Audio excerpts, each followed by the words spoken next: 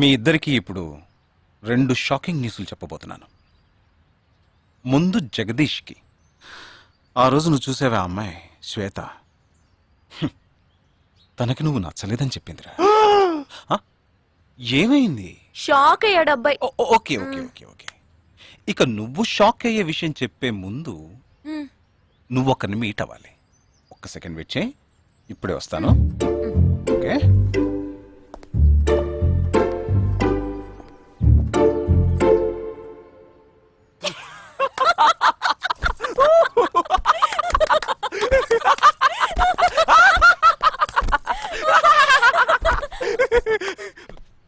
నువ్వెందుకు నవ్వు? ఏం లేదు, ఆ మ్యాటర్ దగ్గర నుంచి నేను ఎస్కేప్ అయ్యాను కదా, అందుకు నవ్వాను. అవును, నువ్వెందుకు నవ్వావు? ఓ మ్యాటర్ కూడా నువ్వు నచ్చలేదు అంది చూడు అందుకు.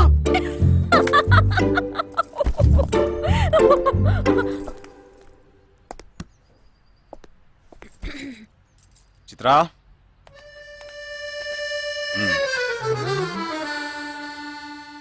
ఇదే వెబ్సైట్ తెలియట్లేదే.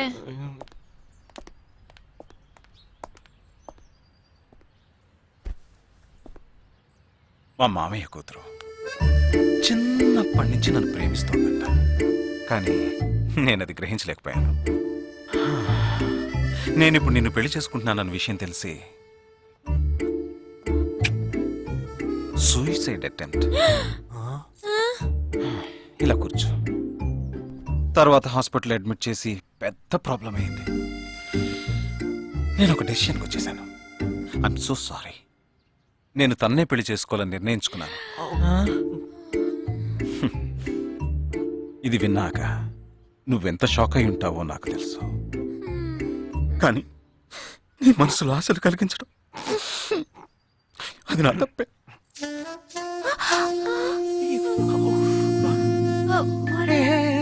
ఇదంతా జీవితంలో సహజం.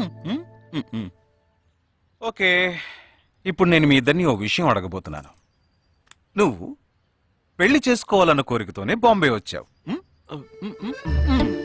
నువ్వేమో ఒక మిలిటరీ మ్యాన్ పెళ్లి చేసుకోవాలని ఆశపడ్డావు. అది ఎందుకని మీరిద్దరు పెళ్లి చేసుకోకూడదు? జగదీష్! నన్ను మాత్రం అపార్థం చేసుకోకు. మేమిద్దరం ఒకరినొకరు ప్రేమించుకున్నామే కానీ నా వేలు కూడా తన్ని టచ్ చేయలేదు. మనం ఎప్పుడన్నా టచ్ అయ్యామా? లేదు, అడిగి చూడు. లేదు. నువ్వు నన్ను మర్చిపోవటం నీకు చాలా కష్టం అని నాకు తెలుసు. అందంగా పుట్టడం నా తప్ప. ఏం లేదేం లేదేం లేదు. Right sir. వీడొకడు అయిన దానికి కాందానికి. సరే Nisha, all the best. Bye bye. Nisha, నేను నీకు దక్కలేదు కదా అని తను చేసుకున్నట్టు